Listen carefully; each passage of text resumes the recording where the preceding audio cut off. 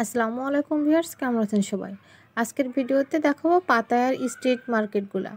তো এখন অলমোস্ট রাত 12টা বাজে। তো দেখেন এখানে 12টা থেকেই ওরা ওদের স্টল সাজিয়ে বসছে। আর পাতায়া এমন একটা শহর যেখানে আমার মনে হয় সন্ধ্যা শুরু হয় রাত 12টা থেকেই।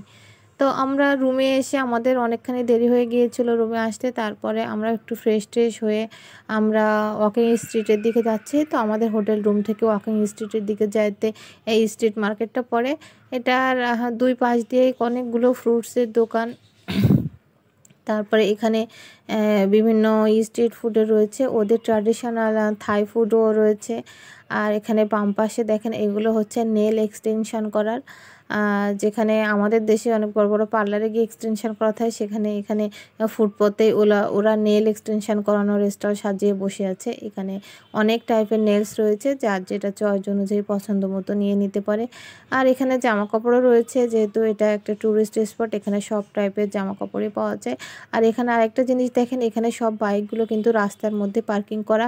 এই বাইকগুলো কিন্তু রাতেও এভাবে রাস্তার মধ্যেই পার্কিং করা থাকে, এখানে কেউ কোনো কিছু নিয়ে যায় না।